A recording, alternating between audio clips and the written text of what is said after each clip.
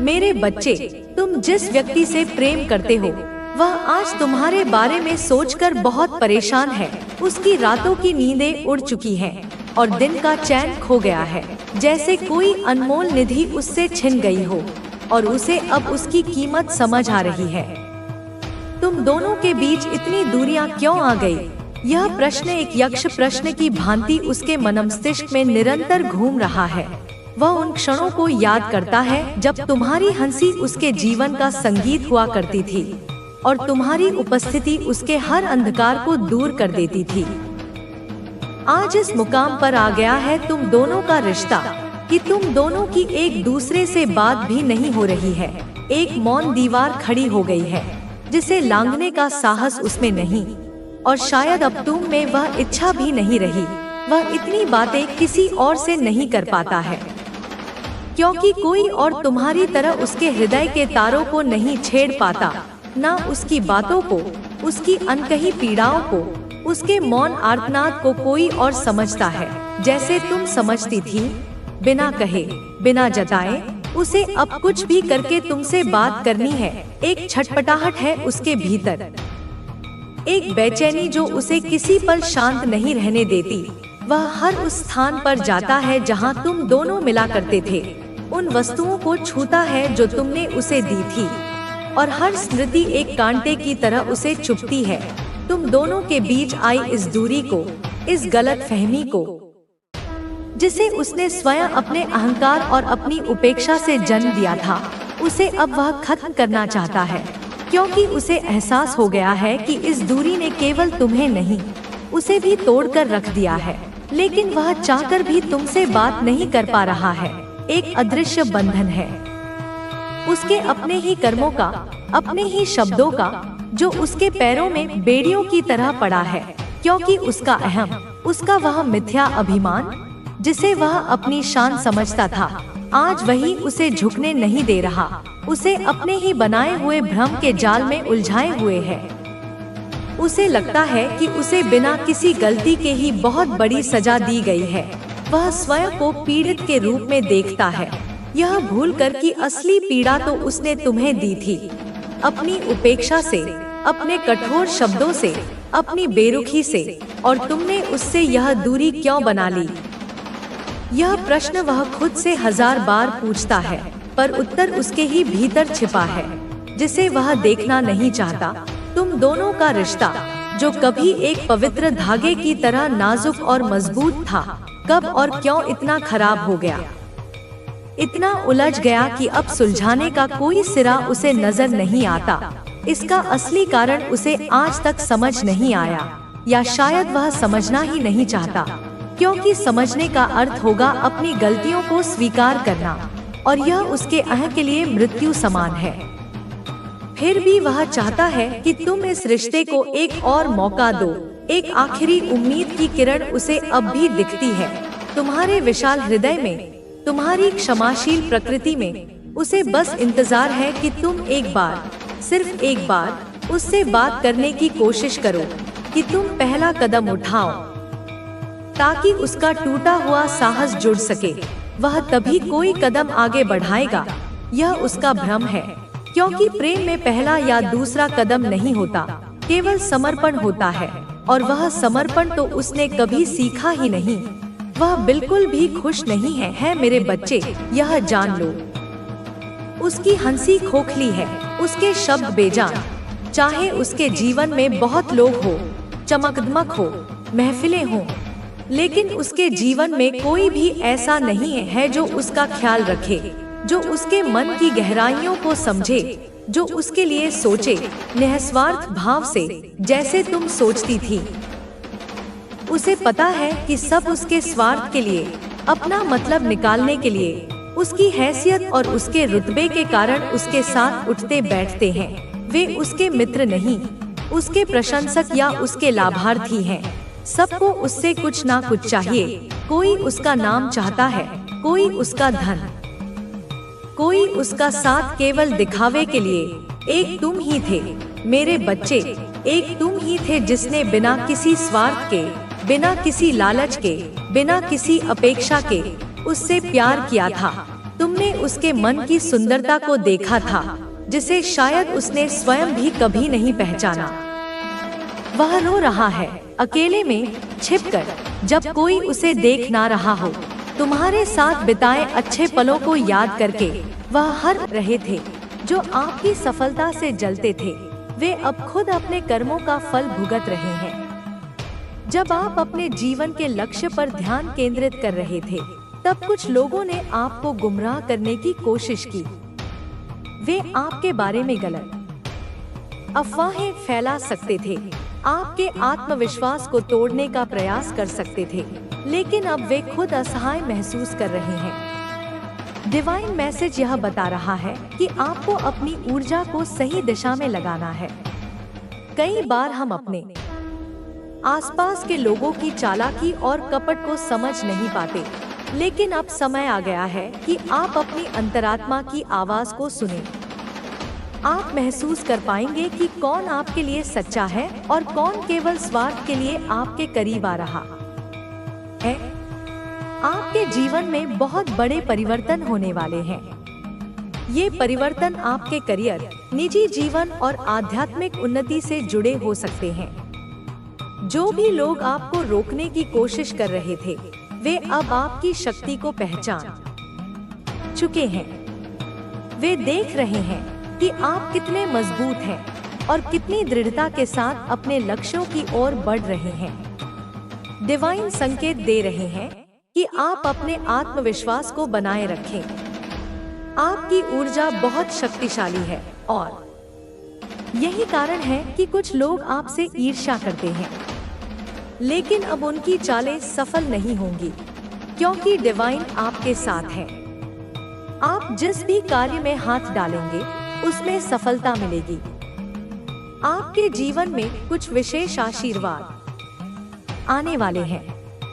यह हो सकता है कि आपको कोई नई नौकरी मिले, कोई बड़ा अवसर हाथ लगे या आपका कोई सपना पूरा हो जाए। अगर आप किसी बिजनेस से जुड़े हैं, तो आपके व्यवसाय में अचानक से बढ़ोतरी हो सकती है। यह सब डिवाइन की कृपा से हो रहा है। जो भी लोग आपको कमजोर समझ रहे थे, वे अब समझेंगे कि आप कितने शक्तिशाली हैं। आपने अपने जीवन में बहुत संघर्ष किया है, लेकिन अब आपको उन संघर्षों का फल मिलेगा। डिवाइन संकेत दे रहे हैं कि आपको अपने ऊपर पूरा भरोसा रखना है और अपने लक्ष्य की ओर बिना रुके आगे बढ़ते रहना है। आपके आसपास सकारात्मक ऊर्जा बढ़ रही है। अगर आप ध्यान करें, तो आपको महसूस होगा कि आपका मन पहले से अधिक शांत और स्थिर हो गया है। आप अपने जीवन के लक्ष्यों को और अधिक स्पष्ट रूप से देख पा रहे हैं। यह डिवाइन संकेत है कि अब आपके जीवन में शुभ समय शुरू हो चुका है। डिवाइन आपको एक और संदेश दे रहे हैं कि आपको अपने अंदर की शक्ति को पहचानना होगा। आप केवल एक साधारण व्यक्ति नहीं हैं, बल्कि आपके अंदर असीमित ऊर्जा और क्षमता है। जब आप अपने आत्मविश्वास को बढ़ाएंगे और अपनी आध्यात्मिक शक्ति को जागृत करेंगे, तो आपको सफलता से कोई रोक नहीं सकता। आपके जीवन में प्रेम और रिश्तों से जुड़ी कुछ बातें भी स्पष्ट होने वाली हैं। अगर आप किसी रिश्ते में उलझन महसूस कर रहे थे, तो अब आपको स्पष्टता मिलेगी। अगर कोई व्यक्ति आपके जीवन में सच्चे प्रेम की भावना से आया है, तो वह आपके साथ रहेगा और आपके लिए अपने प्यार को खुले दिल से व्यक्त करेगा। लेकिन अगर कोई व्यक्ति केवल स्वार्थ के कारण आपके करीब था, तो वह खुद ही दूर हो जाएगा।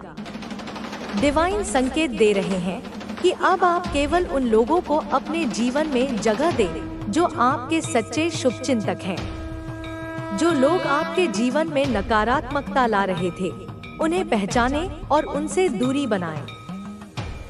डिवाइन एनर्जी आपको बता रही है कि आपको अपने मन की शक्ति को और अधिक बढ़ाना होगा। अगर आप अपने विचारों को सकारात्मक रखेंगे और अपनी ऊर्जा को सही दिशा में लगाएंगे, तो आपको सफलता निश्चित रूप से मिलेगी। यह समय है जब आपको अपने डर, संदेह और नकारात्मक विचारों से पूरी तरह मुक्त होना है। आपके लिए यह संदेश है कि डिवाइन आपके हर कदम पर आपके साथ हैं। जो भी लोग आपकी सफलता से जलते थे, जो आपको गिराने की कोशिश कर रहे थे, वे अब अपने ही जाल में फंस चुके हैं। आपने कभी किसी के लिए बुरा नहीं सोचा, लेकिन कुछ लोगों ने आपके खिलाफ षड्यंत्र रचे।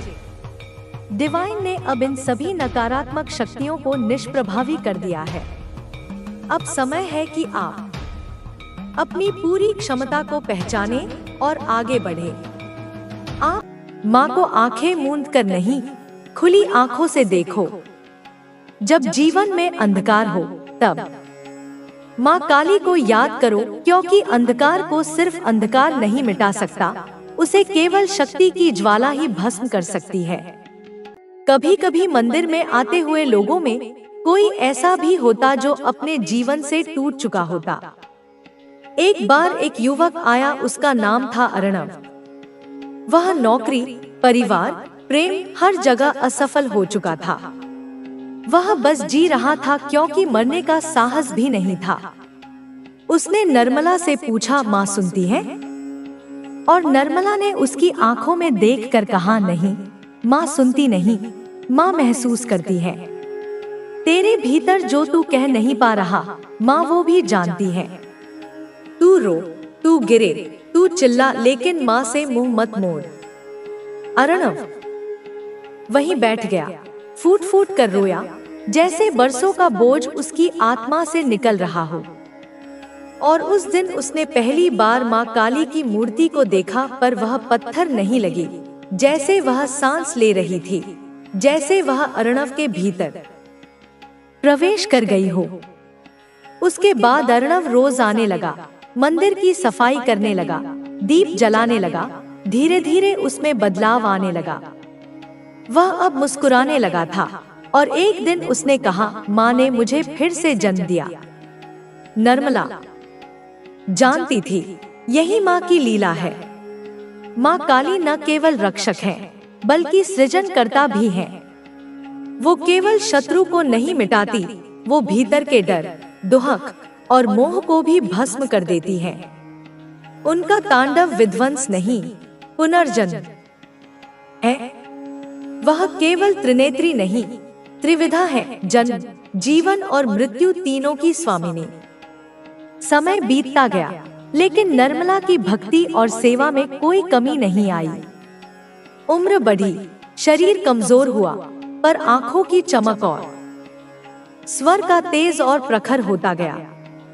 वह हर आने वाले को यही कहती, माँ को बाहर मत ढूंढो, माँ भीतर है।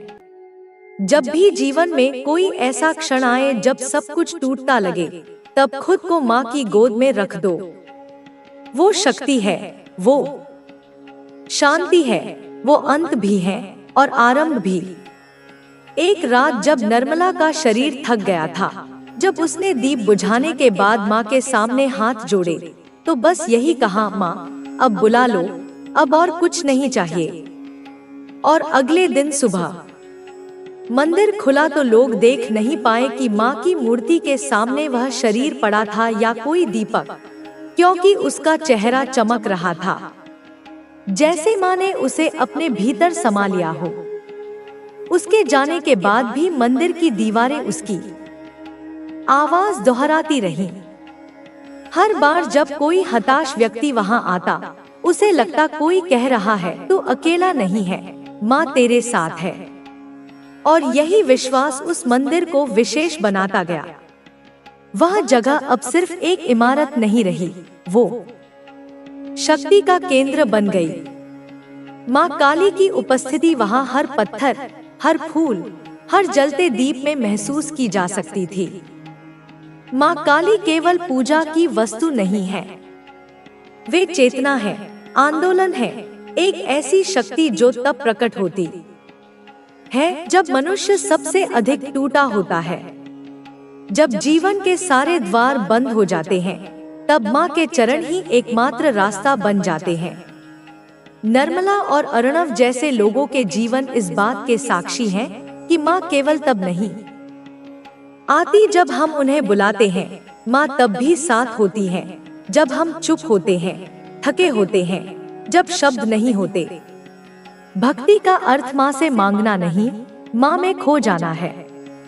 और जो खुद को माँ के चरणों में मिटा देता है वही खुद को पुनः जन्म देता है, और यही सच्चा चमत्कार है। जब भी जीवन अपने सबसे गहरे अंधेरे में चला जाता है, जब चारों ओर केवल सन्नाटा और निराशा का धुआं होता है, तब वह एक पुकार होती है जो मन से नहीं आत्मा से निकलती है। वह पुकार किसी इंसान के लिए नहीं होती, वह पुकार शक्ति के लिए होती है।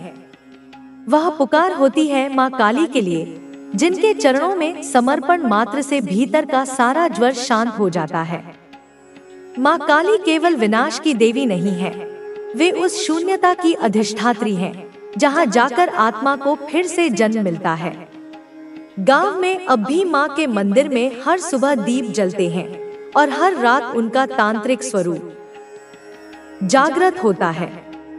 लोग अब केवल पूजा करने नहीं आते, वे माँ को अनुभव करने आते हैं।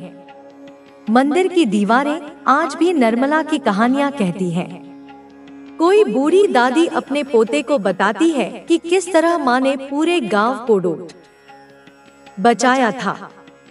कोई युवती जो अपने जीवन के निर्णयों से भयभीत है, माँ की मूर्ति के आगे सिर झुकाकर कहती है, माँ मुझे दिशा दे दो। मंदिर अब केवल ईंट और पत्थर की इमारत नहीं है, वह आश्रय बन चुका है। एक दिन एक औरत आई, उसका नाम था सिया। उसका चेहरा बुझा हुआ था, आंखों में थकान थी, पर भीतर एक तूफान चल रहा था। वह माँ की मूर्ति के सामने बैठी और घंटों तक बिना कुछ कहे बस देखती रही। जब मंदिर में सब लौटने लगे, तब पुजारी ने उससे पूछा, बेटी कुछ मांगना है क्या? सिया ने कहा, माँ से कुछ मांगना नहीं है, माँ को खुद सौंपने आई हूँ। फिर वह वहीं बैठ गई और अपनी कहानी कहने लगी। सिया एक शहर में काम करती थी, बहुत तेज, बहुत आत्मनिर्भर। उसने अपना जीवन खुद के दम पर बनाया था, लेकिन वक्त ने ऐसा मोड़ लिया कि जिस नौकरी पर उसे गर्व था, वहीं से उसे अपमानित होकर निकाला गया। रिश्तों ने भी पीठ मोड़ ली। दोस्तों ने कहा, तुम मजबूत हो, निकल जाओगी इस दौर से। लेकिन सिया जानती थी कि यह सिर्फ शब्द हैं, अंदर जो टूट रहा है वह कोई नहीं देख पा रहा। वह भागी थी, शहर से, लोगों से, अपने आप से, और आप पहुंची थी माँ के द्वार पर। उसने कहा, माँ अब मैं नहीं जानती क्या सही है, क्या गलत है। मुझे बस इतना चाहिए कि मैं फिर से खुद को महसूस कर सकूं। माँ की मूर्ति ने कुछ नहीं कहा, लेकिन उस रात सिया को सपना आया। उसने देखा अंधेरे जंगल में वह अकेली चल रही है, चारों तरफ डर, जानवरों की आवाजें, कोई साथ नहीं। लेकिन जैसे ही वह गिरने लगती है, एक काली छाया उसके पीछे आ खड़ी होती है। वह डरती है, पर फिर महसूस करती है कि वह छाया उसे उठा रही है, उसकी पीठ पर हाथ रख रही है और कह रही है, चल, तुझमें अभी दम बाकी है। नींद खुली तो उसका शरीर कांप रहा था, लेकिन आंखों में आंसू नहीं, एक रोशनी थी। उसने मंदिर की सीढ़ियों पर बैठकर कहा, माँ तूने मुझे आवाज दी, अब मैं फिर से चलूंगी, लेकिन इस बार अकेली नहीं, तेरे साथ। ऐसे ही न जाने कितने लोग आए, जिन्होंने माँ से कुछ नहीं मांगा, बल्कि खुद को माँ को दे दिया, और बदले में पाया वह शक्ति जो शब्दों में नहीं बताई जा सकती, केवल जिया जा सकता है। वो साधक भी थे जो तांत्रिक साधनाओं में लीन हो माँ के विभिन्न स्वरूपों को जागृत करने की चेष्टा करते थे। एक साधक वेणुगोपाल वर्षों से हिमालय में तपस्या कर रहा था। वह माँ के दर्शन के लिए समर्पित था। उसने न कोई आसक्ति रखी, न कोई उद्देश्य, बस एक धुन थी, माँ काली को स्वयं देखना है। एक दिन जब उसने माँ का ध्यान करते करते अपनी सारी इंद्रियों को शून्य कर लिया, तब माँ प्रकट हुई, पर वैसी नहीं जैसी मूर्तियों में होती है। उनके नेत्रों से अग्नि नहीं, करुणा बह रही थी। उनका रूप भयावह नहीं, करुणामयी था। उन्होंने कहा, पुत्र, तूने मुझे खोजा, लेकिन मैं तो हर उस स्त्री में हूँ जिसे तू रास्ते में अनदेखा कर चला गया। मैं हर उस क्षण में थी जब तूने सहानुभूति की जगह अभिमान चुना। दर्शन मुझे बाहर नहीं, भीतर कर। वेणुगोपाल का रोम रोम कांप गया। इन 7 चेतनाओं को पहचानना। मैं माँ काली तेरे साथ हूँ, तेरी रक्षा करती हूँ, तेरी रक्षा करूंगी। तुझे उठाती हूँ, तुझे चमकाती हूँ और तेरे जीवन को एक दिव्य प्रकाश पुंज बनाती हूँ। अब तू तैयार हो जा मेरे बच्चे, अपने जीवन की इस नई स्वर्णिम यात्रा के लिए, जहाँ धन, समृद्धि, शक्ति और प्रेम तेरे कदम चूमेंगे। जहाँ तेरे सपने, जो अब तक केवल सपने थे, वे एक एक करके हकीकत बनेंगे। और जहाँ तेरी आत्मा अपनी पूरी चमक के साथ, अपने पूरे तेज के साथ जगमगाएगी। मेरे बच्चे, मैं तुझे अपना अनंत आशीर्वाद देती हूँ। मैं तुझे अपनी असीम कृपा देती हूँ। मैं तुझे अपनी महाशक्ति का एक अंश देती हूँ, ताकि तू इस जीवन में वह सब कुछ पा सके जिसका तू अधिकारी है, और अपनी पूरी क्षमता के साथ एक यशस्वी जीवन जी सके। अब उठ मेरे वीर पुत्र, आगे बढ़ और अपने जीवन की नई दिव्य कहानी अपने हाथों से लिख। मैं तेरे साथ हूँ, हर पल, हर सांस में, हमेशा हमेशा के लिए।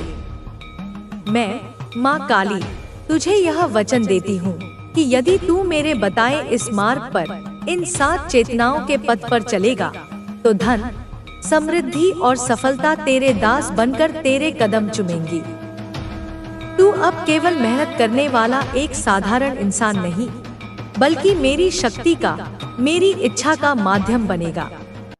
मेरे आशीर्वाद से तेरा हर सपना, चाहे वह कितना भी बड़ा क्यों न हो, वह हकीकत बनेगा और तेरा जीवन स्वयं दूसरों के लिए एक चमत्कार, एक प्रेरणा बन जाएगा।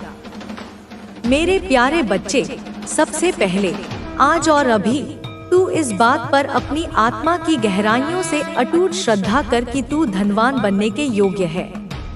यह पहली और सबसे महत्वपूर्ण सीढ़ी है। इस संसार ने, इस मायावी जगत ने तुझे बार बार यह भ्रम दिया है कि तू अभावों के लिए बना है, कि तेरी नियति में गरीबी और संघर्ष ही लिखा है, कि तू उस लायक नहीं। पर मैं, तेरी माँ काली, आज इस भ्रम के जाल को अपनी शक्ति से काट रही हूँ। सुन, तू इस अनंत ब्रह्मांड का एक महत्वपूर्ण अंश है। तू कोई साधारण जीव नहीं, तू मेरी संतान है, और मेरी संतान अभाव में जीने के लिए नहीं बनी है। तू समृद्धि का, वैभव का, आनंद का हकदार है। श्रद्धा का सच्चा अर्थ है बिना किसी बाहरी प्रमाण के, बिना देखे, बिना सुने, केवल मेरे शब्दों पर, अपनी माँ के वचनों पर पूर्ण विश्वास करना। जैसे तू बिना किसी प्रश्न के मेरे चरणों में अपना सिर झुकाता है, वैसे ही तुझे अपने उस उज्जवल भाग्य पर विश्वास करना है जिसे मैं तेरे लिए लिख रही हूँ। श्रद्धा वह अग्नि है जो तेरे मन के संदेहों, डरों और आत्महीनता के कूड़े को जलाकर राख कर देती है। जब तू यह विश्वास अपनी हड्डियों में, अपनी रक्त की हर बूंद में बसा लेगा कि मैं, माँ काली, हर क्षण तेरे साथ हूँ और तेरे उत्थान के लिए कार्य कर रही हूँ, तो फिर इस ब्रह्मांड की कोई भी बाधा, कोई भी नकारात्मक शक्ति तुझे रोक नहीं सकती। हर सुबह उठकर कुछ पल शांति से मेरे सामने बैठ और अपने हृदय से, अपनी पूरी आत्मा की शक्ति से यह घोषणा कर, माँ, मैं धनवान बनने जा रहा हूँ, क्योंकि मैं तेरी संतान हूँ और तेरी संतान होना ही मेरी सबसे बड़ी योग्यता है। यह मंत्र केवल तेरे शब्द नहीं होंगे, यह मेरी शक्ति का मंत्र होगा जो तेरे मुख से निकलेगा। जब तू इसे पूरे विश्वास और अधिकार से कहेगा, तो ब्रह्मांड की सारी सकारात्मक शक्तियाँ तेरे इस संकल्प को पूरा करने के लिए कार्य करने लगेंगी। मेरे बच्चे, श्रद्धा का मतलब केवल सुबह शाम मेरी पूजा करना या आरती गाना नहीं है। वह तो भक्ति का एक रूप है। सच्ची श्रद्धा वह अटूट विश्वास है जो तुझे दिन की हर कठिनाई में, हर चुनौती में, हर असफलता में भी डटकर सामना करने की ताकत देता है। श्रद्धा तुझे यह याद दिलाएगी कि हर रात के बाद सुबह होती है, हर तूफान के बाद शांति आती है। तूने अब तक जो अनगिनत संघर्ष सहे, वे सब इसीलिए थे ताकि तू अपने भीतर की इस श्रद्धा की शक्ति को पहचान सके, उसे जागृत कर सके। जब तू यह मान लेगा कि तेरा हर सपना मेरी कृपा से ही पूरा होगा, तो तेरा मन व्यर्थ की चिंताओं से मुक्त होकर शांत हो जाएगा। और जब मन शांत होता है, तो तेरा हर कदम स्वतः ही सही दिशा में पड़ेगा। श्रद्धा तुझे वह दिव्य दृष्टि देगी जो साधारण आंखों को नहीं दिखती। वह दृष्टि जो अवसरों को पहचानती है, जो छिपे हुए खजानों को देख लेती है। जब तू यह विश्वास करेगा कि मैं तेरे लिए मार्ग बना रही हूँ, तो तुझे हर जगह मेरे संकेत दिखाई देंगे। कभी किसी मित्र के शब्दों में, कभी किसी अनजान व्यक्ति की सहायता में, कभी किसी पुस्तक की पंक्तियों में, कभी एक गीत में, या कभी तेरे अपने ही मन की सहज आवाज में मैं तुझसे बात करूंगी, तुझे रास्ता दिखाऊंगी। मेरे बच्चे, यह विश्वास तुझे मेरे और करीब लाएगा, और जितना तू मेरे करीब आएगा, उतना ही तू मेरी शक्ति का, मेरी ऊर्जा का हिस्सा बन जाएगा। मैं तुझे यह वचन देती हूँ कि यदि तू श्रद्धा की इस पहली और सबसे महत्वपूर्ण चेतना को अपने जीवन में पूरी तरह से उतार लेगा, तो तेरा जीवन चमत्कारों की एक श्रृंखला बन जाएगा। तेरा हर डर, हर संदेह, हर हीन भावना मेरी कृपा की अग्नि में भस्म हो जाएगी। तू केवल मेरे चरणों में अपना अटूट विश्वास अर्पित कर, और फिर देख कैसे मैं तेरे लिए असंभव को भी संभव बनाती हूँ। मेरे बच्चे, तू मेरी संतान है, और मेरी संतान कभी हार नहीं मानती, कभी निराश नहीं होती। अब तू उठ और इस अदम्य श्रद्धा के साथ अपने जीवन की नई भव्य शुरुआत कर। मैं, माँ काली, तेरे हर कदम पर तेरे साथ हूँ। मेरे लाल, अब दूसरी चेतना को और गहराई से समझ अनुमति। इस संसार में बहुत से लोग धन चाहते हैं, वे दिन रात प्रार्थना भी करते हैं, पर वे अपने हृदय से, अपनी आत्मा से उसे आने की अनुमति नहीं देते। वे अनजाने में अपने चारों ओर एक अदृश्य दीवार खड़ी कर लेते हैं। वे मन ही मन सोचते हैं, क्या मैं सच में इसके लायक हूँ? कहीं धन आने से मैं बुरा इंसान तो नहीं बन जाऊंगा? क्या इतना धन पाना पाप है? सुन मेरे बच्चे, ध्यान से सुन। धन न तो पुण्य है, न पाप। धन एक ऊर्जा है, एक शक्ति है। पाप है उसका लोभ, उसका अहंकार और उसका दुरुपयोग। पुण्य है उसका सदुपयोग, उसका दान और उसके प्रति निर्मोही भाव।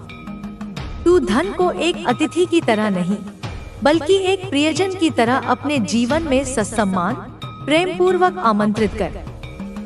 हर दिन अपने मन से यह कह, हे माँ काली, आपकी कृपा से जो भी समृद्धि मेरे जीवन में आ रही है, मैं उसे पूरे हृदय से, प्रेम और सम्मान के साथ अपने जीवन में स्वागत करता हूँ। जब तू यह खुले हृदय से, बिना किसी अपराध बोध के कहेगा, तो मेरी कृपा तेरे लिए समृद्धि के वे द्वार भी खोल देगी जिन्हें तूने कभी देखा भी नहीं है। अनुमति की चेतना का सच्चा अर्थ है अपने मन के उन गहरे, अवचेतन तालों को खोलना जो तूने स्वयं ही अपने ऊपर लगाए हैं। ये ताले समाज की शिक्षाओं, बचपन के अनुभवों और पिछली असफलताओं से बने हैं। तूने शायद अपने मन में यह धारणा बना रखी है कि धन केवल कुछ खास, भाग्यशाली लोगों के लिए है, कि तू इसके योग्य नहीं है। पर मैं, माँ काली, आज इस धारणा को जड़ से उखाड़ फेंकती हूँ। तू मेरी संतान है और मेरी संतान इस ब्रह्मांड के हर सुख, हर ऐश्वर्य, हर समृद्धि की जन्मसिद्ध हकदार है। तुझे केवल अपने मन को, अपनी आत्मा को यह अनुमति देनी है कि तू इस दिव्य उपहार को ग्रहण करने के लिए पूरी तरह से तैयार है। प्रेम और सम्मान के एक अदृश्य धागे से जोड़ता है। जब तू सभी के लिए, अपने प्रतिस्पर्धियों के लिए भी मन में अच्छा सोचता है, तो तेरा हृदय प्रेम की दिव्य ऊर्जा से भर जाता है और यह प्रेम की ऊर्जा ही लक्ष्मी को, समृद्धि को सबसे अधिक प्रिय है। मैं माँ काली तुझे वह शक्ति और वह दृष्टि देती हूँ जिससे तू अपने जीवन को, अपने रिश्तों को और अपने आसपास की दुनिया को एक नई सकारात्मक रोशनी से देख सके।